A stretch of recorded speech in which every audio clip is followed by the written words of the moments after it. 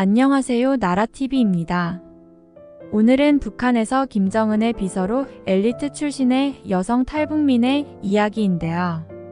북한에서는 나름 인정받고 안정된 직업이었지만 3년 전 목숨을 건 탈북을 할 수밖에 없었던 정설아님의 사연입니다. 김정은의 개인 비서였던 만큼 김정은을 가장 가까이서 지켜봐왔다고 합니다. 용기 내어 탈북 후 오늘 사연 들려주시게 된 설아씨에게 따뜻한 응원의 댓글 부탁드립니다. 안녕하세요, 설아씨. 네, 안녕하세요. 저는 탈북한 지 3년 정도 된 정설아입니다. 앞서 말씀하셨다시피 북에서는 김정은 위원장의 비서로 5년 근무했었습니다. 저희 집안은 대대로 백두혈통의 정신을 물려받아 평양에서도 다른 집안보다 훨씬 사상이나 출신 성분이 완벽했어요. 아무래도 김정은의 최측근인 비서는 워낙 까다롭게 평가해서 베일에 쌓여있기도 하고 김씨 일가가 개인적으로 신뢰하는 사람을 쓰는 것이 보통인데 저의 경우는 조금 달랐어요. 저는 당시 나이도 어린 사회초년생이었고 김정은과 따로 연고지가 없었기에 비서가 될 수 있을 거라곤 생각도 못했습니다. 그럼에도 제가 비서가 될 수 있었던 이유는 저의 할아버지께서 6.25 전쟁 당시 북한군으로 참전하셨고 큰 공을 세운 군인이셨기에 가능했습니다. 저희 가족처럼 전쟁 공로가 큰 집안은 따로 칭호가 붙는데 혁명열사 가족이라고 해요. 이런 칭호가 있는 가족은 대대로 풍족하게 살 수 있어서 저희 아버지께서도 할아버지의 공로로 고위급 장교셨어요. 저도 이러한 집안의 배경이 있어서인지 비서로 발탁이 될 수 있었지요. 부끄럽지만 사실 비서로서 근무하기 전까지는 북한 사회의 큰 문제점을 느끼지 못했습니다. 제가 집안에서 늦둥이 막내딸로 태어나서 아버지께서 어려서부터 과잉 보호를 하셨거든요. 그래서인지 철이 없었어요. 세상이 어찌 돌아가는지 관심도 없었고 부족함 없이 자라다 보니 머릿속이 마냥 꽃밭일 수밖에 없었습니다. 제 위에 오라버니 2명인데 둘 다 사내아이라고 아버지가 엄하게 키우셔서 무뚝뚝하고 애교가 없었던지라 제가 태어났을 때 아버지는 한동안 저를 내려놓으시질 않을 정도로 예뻐하셨죠. 그렇게 사랑 듬뿍 받으며 평안하게 살 줄만 알았는데 오히려 이렇게 평안했던 삶이었던지라 탈북 결정도 너무 쉬웠던 것 같아요.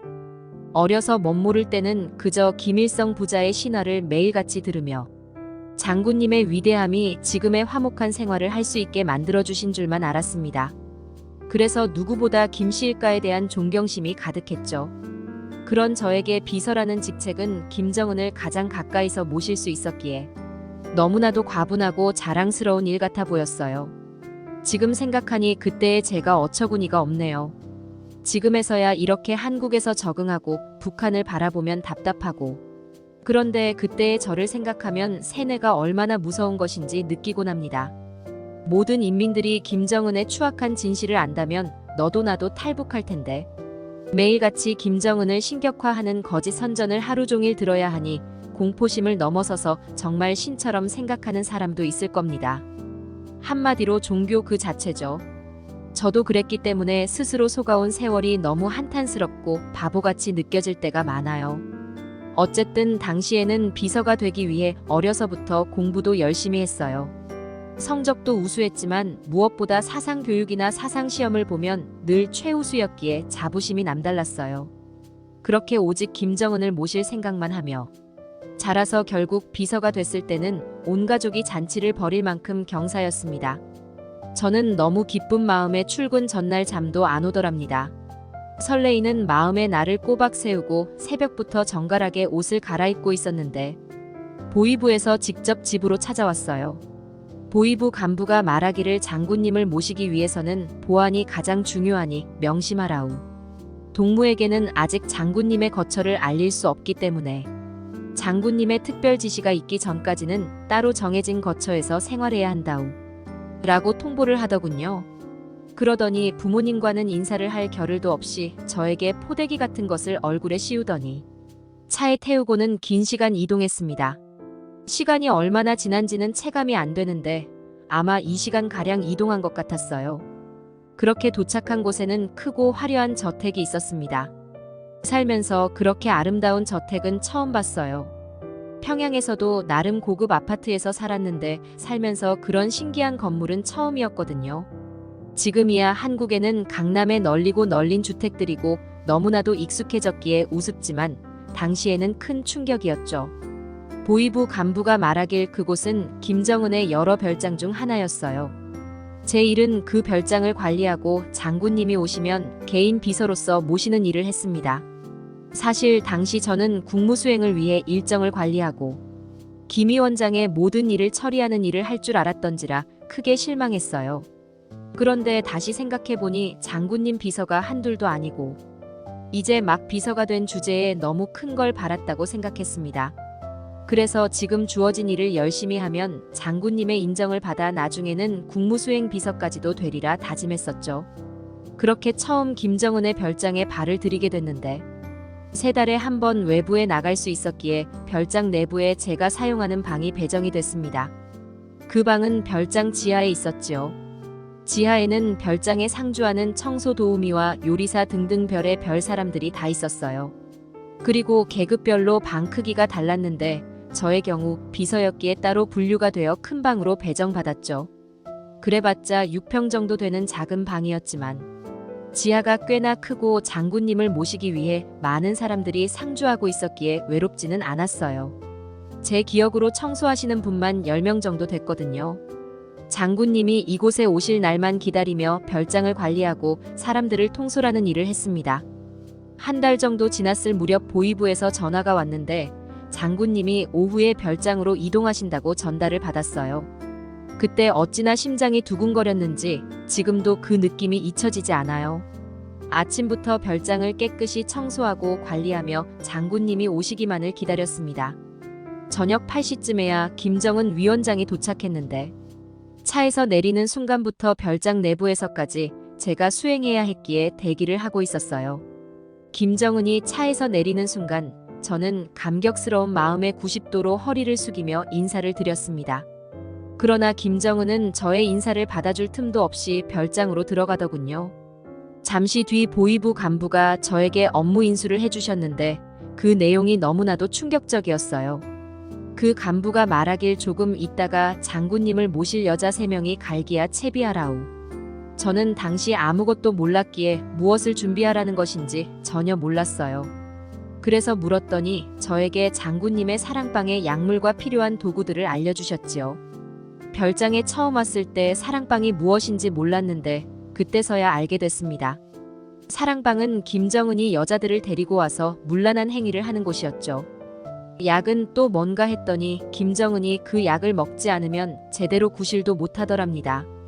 또 취향은 어찌나 기괴한지 이상한 도구들을 준비해야 했어요.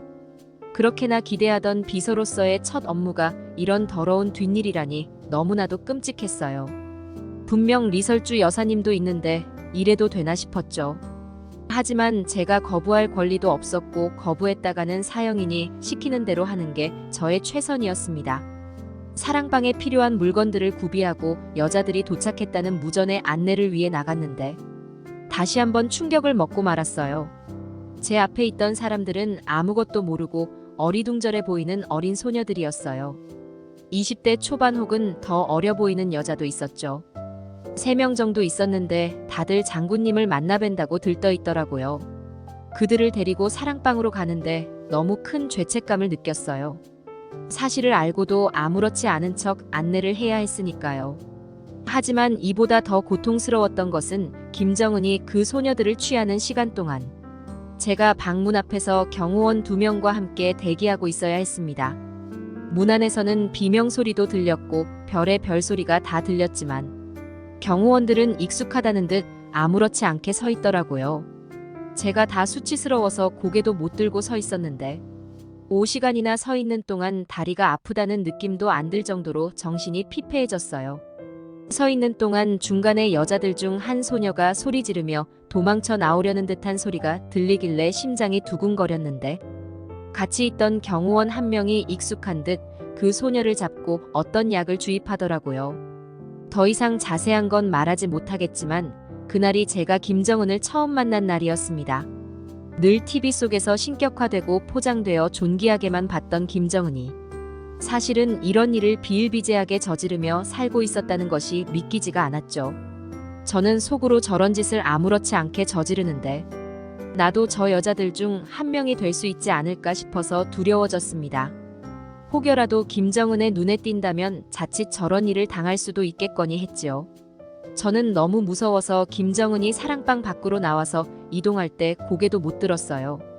그렇게 정신줄을 놓고 뒤처리를 하고 김정은이 잠에 새벽 늦게 잠에 들고 나서야 저도 지하에 제 방으로 돌아갈 수 있었는데 잠이 한숨도 안 와서 밤을 꼬박 새웠어요.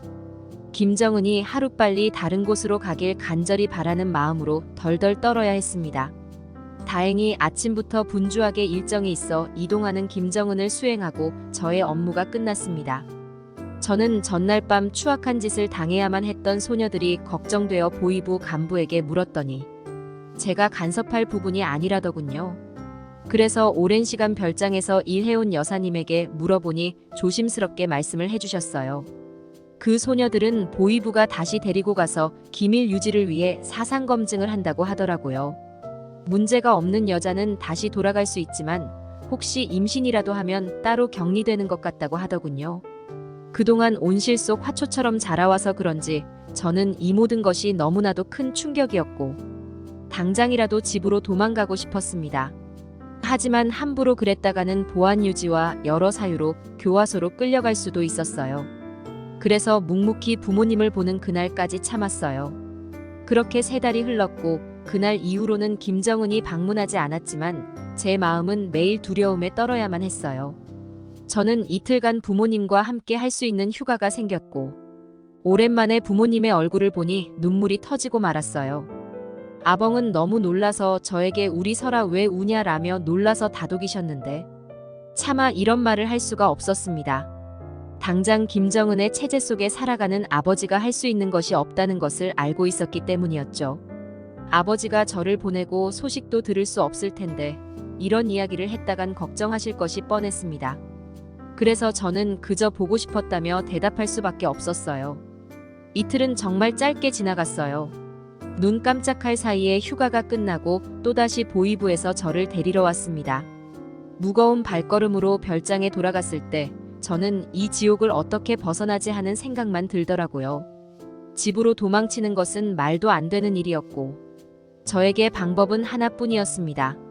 탈북이었죠. 하지만 세상살이 하나 모르고 부모님도 완전히 빨강인데 어떻게 탈북을 하나 눈앞이 캄캄했습니다. 그래서 그곳에서 무려 5년이나 근무하고 나서야 탈북하게 된 거죠. 일단 연차로는 2년이 되어야 자유롭게 외부로 나갈 수 있었기에 2년 동안은 정말 감옥처럼 그곳에서 생활하며 3달에 한 번 외부로 나가기 전에 받는 사상검증을 통과해야 했습니다. 그래서 늘 해왔던 말들을 하며 장군님의 충성심을 증명해야 했죠. 2년 동안 김정은은 한 달 내내 별장에서 지낸 적도 있었고 못해도 한 달에 2번씩은 꼭 방문했었죠. 지옥 같았던 순간들이 너무 많았지만 혹시라도 제가 유추될까봐 자세한 이야기는 해드리지 못하는 점 이해 부탁드립니다. 저도 탈북하고 3년이나 지난 지금에서야 용기 내어 이야기할 수 있게 됐거든요. 이렇게 용기 낼 수 있었던 것도 한국 정부를 신뢰하는 것을 넘어서서 주변의 다양한 한국 사람들을 통해 제 마음의 상처를 치유받아서인 것 같아요. 한국 사람들은 다들 너무 따뜻하고 정이 많더라고요. 그래서 쉽사리 마음에 멍이 들어 꺼내기 힘들었던 제 과거 이야기도 이제는 마음 놓고 할 수 있게 됐어요. 어쨌든 다시 이야기로 돌아가서 2년 동안 지옥 같은 생활을 하다가 드디어 자유롭게 외부를 나갈 수 있게 되었을 때 저는 그나마 숨통이 트이는 기분이었어요. 매일같이 그 별장의 외부 200m를 벗어날 수 없었던지라 3달에 한 번 나가는 휴가가 유일한 숨통이었거든요. 그때부터 저는 정말 치밀하게 탈북 계획을 세웠어요. 처음에는 부모님과 오라버니들에게 이 사실을 말할 수 없었지만 제일 먼저 어머니에게 진실을 털어놨어요. 그러자 어머니는 저를 끌어안고 통곡을 했어요. 그때 어머니와 펑펑 울었는데 지금도 마음이 아프네요. 어머니는 제 말에 묻지도 따지지도 않고 탈북하기로 약조한 겁니다. 하지만 저희 아버지는 달랐어요. 딸을 사랑하는 마음과는 별개로 아버지는 저와는 달리 두 아들을 어려서부터 엄격하게 교육시켜서 완전한 빨강이로 자라게 했기에 오라버니들이 아버지가 이런 말을 하면 제일 먼저 보위부에 아버지를 팔아넘길 것이 뻔했습니다. 그래서 아버지는 이러한 진실을 알고서도 오라버니들을 두고 갈 수 없었던 것이죠. 아버지는 저와 어머니가 안전하게 탈북할 수 있도록 조용히 준비해 주셨어요. 윗선에서는 어머니와 제가 불의의 사고로 떠난 것처럼 포장하신 걸로 알고 있는데 자세한 건 지금의 저로서는 알 수가 없습니다. 또 북에 남아 계시는 가족이 있어 탈북 루트를 설명드리지는 못하겠네요. 그렇게 긴 시간 숨죽여 준비하여 비로소 한국 땅을 밟게 되었을 때 저와 어머니는 걱정했던 것들이 무색할 만큼 한국의 발전된 모습에 당황할 수밖에 없었어요. 너무 신기했던 것 중 하나가 엘리베이터였는데 북에서는 엘리베이터가 흔하지 않거든요. 저도 고급 아파트에 살았는데 이런 근대화된 승강기가 아닌 완전 옛날식 승강기여서 제대로 작동하지도 않아요. 그래서 늘 계단을 이용했죠. 또 북한 어딜 가도 엘리베이터 있는 곳이 손에 꼽을 정도로 한국처럼 흔하지가 않았던지라 한국에서 이런 최신식 엘리베이터를 처음 탔을 때 무섭기까지 했어요. 미래도시로 가는 기계에 탄 기분이었거든요. 지금은 여러 기관들의 도움을 받아 어머니와 한국에 많이 적응하게 된 것 같아요. 그래서 너무 행복하고 탈북하길 잘했다는 생각을 매일같이 합니다. 또 북에 남아 계시는 아버지와 오라버니도 이런 자유를 누리게 해드리고 싶은 마음에 브로커를 통해 연락을 시도하고 있어요. 아직은 답을 못 받았지만 우리 가족이 북한이 아니라 한국에서 태어났다면 얼마나 좋았을까 생각하며 한국에서 행복하게 생활하는 꿈을 꿉니다. 또 김정은과 그 일가가 하루빨리 지옥으로 떨어지길 간절히 바라는 마음입니다. 오늘 제 이야기 들어주셔서 감사해요. 긴 이야기였지만 끝까지 함께 들어주시고 안타까워해 주셨을 것 같아서 위안이 되는 것 같아요. 함께 북한 체제를 분노해 주시고 이런 김정은의 만행을 널리 알려주시면 큰 힘이 될 것 같아요. 언젠가 김정은이 그 죗값을 치르는 날까지 이제부터 용기 내어 김정은의 치부를 밝힐 생각입니다. 감사합니다. 네, 오늘 설아 씨 이야기 잘 들었습니다. 한국에서 설아 씨가 마음의 상처를 치유하고 큰 용기를 얻으신 것 같아서 정말 다행이네요. 오늘 이야기 너무나도 충격적이고 안타까운 마음입니다. 여러분들은 어떠셨나요? 설아 씨뿐만 아니라 북한의 수많은 사람들이 고통받고 있는 현실에 마음이 아프네요. 설아 씨, 앞으로는 자유의 대한민국에서 앞으로 행복한 인생 살길 바랍니다. 그럼 오늘의 사연 마치겠습니다. 구독과 좋아요 부탁드려요. 감사합니다.